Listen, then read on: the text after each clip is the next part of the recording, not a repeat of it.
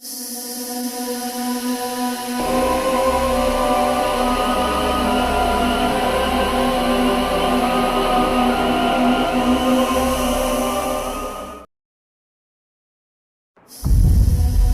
गुप्ता अभी अभी घर पहुंचे ही थे कि अचानक उनके मोबाइल की घंटी बज उठी। डॉक्टर गुप्ता ने मोबाइल स्क्रीन पर देखा, कोई अनजान नंबर था। वो इस वक्त घर पर अकेले थे। अभी कुछ दिन पहले ही वो हिल हाउस टाउन में सेटल हुए थे।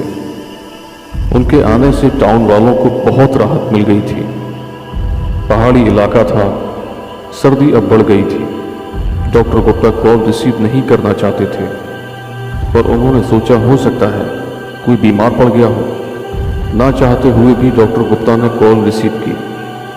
हेलो, कौन बोल रहा है? फ़ोन पर किसी औरत की आवाज़ सुनाई थी। डॉक्टर साहब, इस वक्त मेरी तबीयत सही नहीं है। मेरा नाम रुखसाना है। तुम्हें ये नंबर कैसे मिला? कैसी बातें कर रहे हो डॉक्टर साहब? ये छोटा सा टाउन है और आप एक बहुत अच्छी डॉक्टर हैं। मैंने आपकी तारीफ बहुत से लोगों से सुनी है। कुछ मुश्किल नहीं था आपका नंबर पता करना। अचानक डॉक्टर गुप्ता को बिजली कड़कने की आवाज़ सुनाई थी। डॉक्टर गुप्ता ने देखा, बाहर बारिश शुरू हो चुकी थी। ठीक है मिस रुखसाना, आप अपना पता दीजिए। मेरा मतलब आपका घर कहाँ है? उधर से आवाज़ आई। डॉक्टर साहब, मैं हिल हाउस में रहती हूँ, प्लीज़ जल्दी आइए, मेरा दर्द बढ़ता जा रहा है। उस औरत की आवाज़ में इतना दर्द था कि डॉक्टर गुप्ता उसे मना नहीं कर पाए। ठीक है, मैं आता हूँ, आप घबराओ नहीं। आपका बहुत बहुत शुक्रिया डॉक्टर साहब। ये कहकर उस औरत ने फ़ोन काट दिया। डॉक्टर गुप्ता हिल हाउस को जानते थे। पूरे टाउन में सिर्फ वो हिल हाउस ही था जो बहुत ऊंचाई पर बना था। दिन में देखने में वह हिल हाउस बहुत खूबसूरत नज़र आता था, मगर डॉक्टर गुप्ता वहाँ पर कभी गए नहीं थे। बस उन्होंने सुन रखा था कि उस हिल हाउस के पीछे एक बहुत खूबसूरत झील बहती है। टाउन से हिल हाउस लगभग 2 या 3 किलोमीटर दूर था। टाउन से हिल हाउस तक की पक्की सड़क बनी हुई थी। इससे ज़्यादा डॉक्टर गुप्ता कुछ नहीं जानते थे। यह जानकारी भी उन्हें इसी गांव के रहने वाले एक व्यक्ति से मिली थी, जो उस वक्त उनके क्लिनिक में कंपाउंडर था। डॉक्टर गुप्ता ने बाहर की तरफ देखा। अभी कुछ देर पहले जो बिजली कड़क रही थी और बारिश हो रही थी, अब अचानक हल्की हो गई थी, मगर सर्दी पहले से बढ़ गई थी।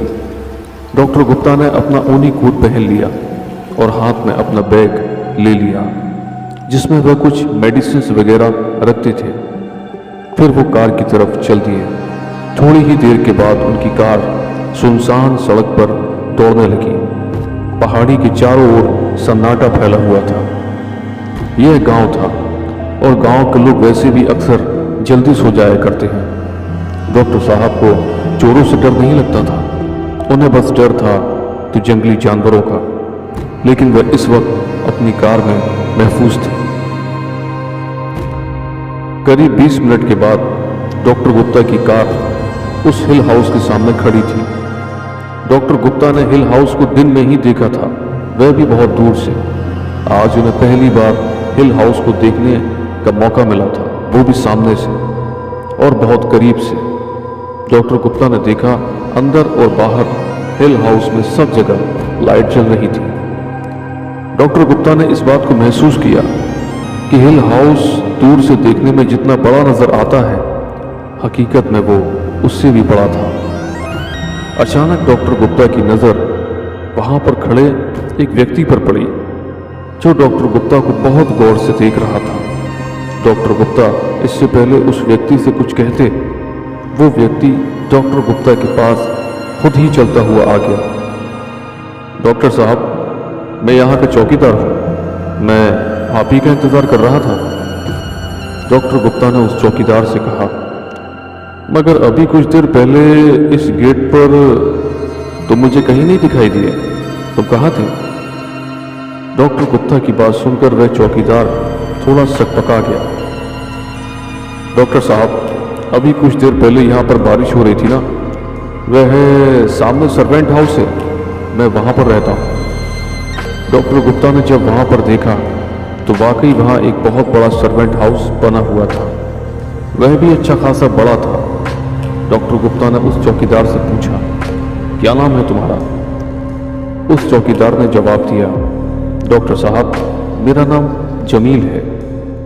डॉक्टर गुप्ता ने उसे देखकर यह अंदाजा लगा लिया कि यह जरूर कोई नशा वगैरह करता होगा। डॉक्टर गुप्ता ने उससे पूछा, क्या तुम नशा वगैरह करते हो?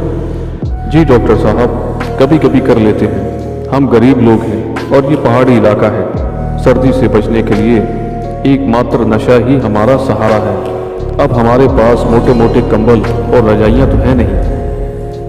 ठीक है, मुझे अपनी मालकिन के पास ले चलो, उनका मेरे पास फोन आया था। डॉक्टर गुप्ता उस व्यक्ति के पीछे पीछे चल दिए। वह चौकीदार बेधड़क हिल हाउस के अंदर चला गया। डॉक्टर गुप्ता ने देखा दरवाजा खुला हुआ था। अंदर जाकर डॉक्टर गुप्ता ने देखा हिल हाउस की सारी लाइटें जल रही थी। वह अंदर से बहुत ज्यादा खूबसूरत बना हुआ था। धीरे धीरे कदमों से चलता हुआ चौकीदार एक बड़ी सी सीढ़ियों की तरफ आकर रुक गया और उसने डॉक्टर गुप्ता की तरफ देखकर कहा, आइए, मालकिन ऊपर है। चौकीदार सीढ़ियां चढ़ने लगा। डॉक्टर गुप्ता ने महसूस किया हिल हाउस में कम से कम 30-35 कमरे तो आराम से होंगे, वह भी बहुत बड़े बड़े हॉल नुमा। डॉक्टर गुप्ता सीढ़ियां चढ़ते हुए चौकीदार के साथ ऊपर पहुंच गए। ऊपर पहुंचकर डॉक्टर गुप्ता ने देखा वहां पर एक कमरे के पास जाकर वह चौकीदार रुक गया और उस चौकीदार ने उस दरवाजे को खटखटाया। मालकिन, मालकिन, क्या मैं अंदर आ सकता हूं? डॉक्टर साहब आ गए हैं। अंदर से एक औरत की दर्द भरी आवाज आई, ठीक है जमील, तुम इन्हें अंदर भेज दो। डॉक्टर साहब इस आवाज को पहचानते थे क्योंकि अभी कुछ देर पहले ही फोन पर उनकी बात हुई थी। डॉक्टर साहब ने यह अंदाजा लगा लिया कि यह आवाज रुखसाना की ही है। चौकीदार ने दरवाजा खोल दिया और डॉक्टर साहब अंदर चले गए और चौकीदार बाहर ही रह गया। अंदर जाकर डॉक्टर गुप्ता ने देखा एक बहुत खूबसूरत औरत बेड पर लेटी हुई थी। उस औरत के पास कोई मौजूद नहीं था। डॉक्टर गुप्ता उसके बेड के पास आ गए और उसकी तरफ मुस्कुराकर देखकर बोले, क्या आप ही ने मुझे फोन किया था? वह औरत डॉक्टर गुप्ता को बहुत गौर से देखने लगी। जी डॉक्टर साहब, मैंने ही आपको फोन किया था। डॉक्टर गुप्ता ने देखा उसके चेहरे पर थकावट लग रही थी। डॉक्टर गुप्ता समझ गए कि दर्द इतना ज़्यादा बढ़ गया है कि उसके चेहरे पर थकान साफ साफ झलक रही है। डॉक्टर गुप्ता ने उसके हाथ पकड़कर उसकी नब्ज चेक की। उन्होंने देखा उसकी नब्ज सही चल रही थी। कहाँ दर्द है? उस औरत ने अपने सर की तरफ इशारा किया। मेरे सर में बहुत दर्द है डॉक्टर साहब, और मुझे कुछ बुखार भी महसूस हो रहा है। हाँ, बुखार तो तुम्हें है। जब मैंने नब्ज चेक की थी तो मैं समझ गया था, लेकिन तुम घबराओ नहीं, बुखार मामूली सा है, पर सर के दर्द की वजह से तुम्हें ज़्यादा तकलीफ महसूस हो रही है। मैं ये दवाइयाँ कुछ साथ लाया हूँ, इन्हें आप खा लीजिए, आप ठीक हो जाएंगे और कल मैं फिर आपको चेक करने के लिए आ जाऊँगा। डॉक्टर गुप्ता के मन में जो सवाल था जिसको वो पूछना नहीं चाह रहे थे वह पूछ ही बैठे। आपके घर में कोई और नहीं रहता क्या? कि आप इतने बड़े घर में अकेली रहती हैं? वह औरत जिसका नाम रुखसाना था डॉक्टर गुप्ता की बात सुनकर मुस्कुरा दी। हाँ डॉक्टर साहब, इस वक्त मैं घर में अकेली ही हूँ। मेरे बच्चे, मेरी फैमिली बाहर गई हुई है और मैं नहीं जा सकती थी क्योंकि इतने बड़े हिल हाउस को छोड़ना अकेले सही नहीं है। डॉक्टर गुप्ता ने अब उसके चेहरे को बहुत गौर से देखा। उसकी उम्र करीब 35 या 36 से ज़्यादा की नहीं थी। उसके नयन नैन खड़े थे। वह देखने में बहुत ही ज़्यादा खूबसूरत थी, पर डॉक्टर गुप्ता ने संकोच में इससे ज़्यादा उससे कुछ नहीं पूछा। ठीक है, मैं चलता हूँ। वैसे आपको इन दवाइयों से आराम मिल जाएगा। फिर भी अगर आपको कोई और तकलीफ़ हो तो आप मुझे फ़ोन पर बता देना। मेरा नंबर तो आपके पास है ही, और अगर आप चाहो तो कल मेरे क्लिनिक भी आ सकती हो। नहीं डॉक्टर साहब, कल आप ही आ जाना। यहाँ नेटवर्क कभी कभी नहीं आ पाते, क्या पता कल आपका नंबर मिले या ना मिले, और जब तक मेरी फैमिली हिल हाउस वापस नहीं आ जाती तब तक मैं हिल हाउस के बाहर नहीं जा सकती, क्योंकि चोरों को इन्हीं मौके की तलाश रहती है। डॉक्टर गुप्ता ने कुछ मुख्तसर सवाल पूछे और उन्होंने रुखसाना से इजाज़त मांगी। रुखसाना ने अपने पास रखी बैग में से कुछ पैसे निकाले और डॉक्टर गुप्ता को दे दिए। डॉक्टर गुप्ता ने उस वक्त उन पैसों को चेक नहीं किया और अपनी जेब में रख लिए। रुखसाना ने बड़ी ही इल्तिजा भरी लहजे में डॉक्टर गुप्ता से दोबारा कहा, प्लीज़ कल आप इसी वक्त मुझे देखने आ जाइएगा। डॉक्टर गुप्ता रुखसाना की बात सुनकर मुस्कुरा दिए। ठीक है, मैं कल फ्री होकर आपको इस वक्त देखने आ जाऊंगा, आप टेंशन मत लीजिए। यह कहकर डॉक्टर गुप्ता बाहर निकल आए और अपनी कार में बैठकर अपने घर की ओर चल दिए। सुबह डॉक्टर गुप्ता उठकर अपने मामूल के मुताबिक अपने क्लिनिक चले गए और उनका सारा दिन मरीजों में ही बीता। वह गांव था, अक्सर मरीज डॉक्टर गुप्ता के क्लिनिक आते जाते रहते थे और डॉक्टर गुप्ता के इलाज से वहाँ के लोगों को बहुत ज़्यादा फ़ायदा था। इसीलिए डॉक्टर गुप्ता को फुर्सत नहीं मिलती थी। कभी कभी तो उनका दोपहर का खाना भी गोल हो जाता था। शाम हो चुकी थी।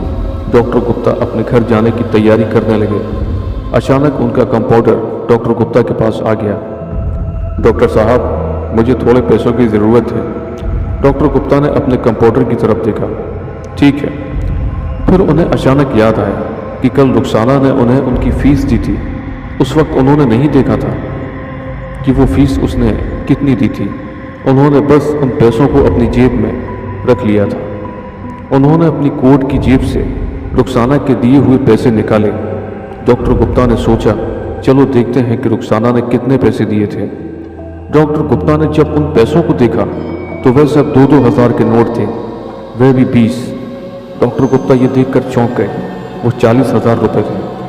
डॉक्टर गुप्ता ने सोचा, लगता है रुखसाना के सर में कुछ ज़्यादा ही दर्द था, हो सकता है उसने ध्यान ना दिया हो, वरना उनकी मुश्किल से फीस गांव में 200 या 300 रुपये ही होती थी और वह भी गांव वाले बड़ी मुश्किल से दे पाते थे। रुखसाना ने ध्यान नहीं दिया होगा, कोई बात नहीं, आज जाकर रुखसाना के पैसे लौटा दूंगा और फीस तो लूँगा ही नहीं। उन्होंने कंपाउंडर को ज़रूरत के मुताबिक उसके पैसे दे दिए और वह घर चले गए। इस वक्त वह घर पर अकेले ही थे क्योंकि उनकी बीवी और बच्चे घर से बाहर गए हुए थे।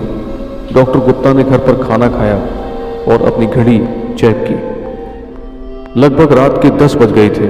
फिर उन्होंने अपनी कार स्टार्ट की और हिल हाउस की तरफ चल दिए। डॉक्टर गुप्ता हिल हाउस के करीब पहुंचने ही वाले थे, तभी उन्होंने देखा कि सड़क पर एक बहुत बड़ा पेड़ पड़ा हुआ है और रास्ता जाम है। वह इस वक्त सड़क पर अकेले ही थे। उन्होंने गाड़ी की लाइट से देखा, सामने 2-3 पुलिस वाले वहां सामने बैठे आग से हाथ ताप रहे थे और उनकी जीप साइड पर खड़ी थी।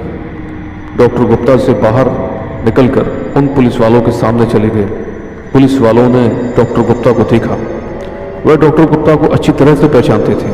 उनमें से एक पुलिस वाला उठकर डॉक्टर गुप्ता की तरफ देखकर बोला,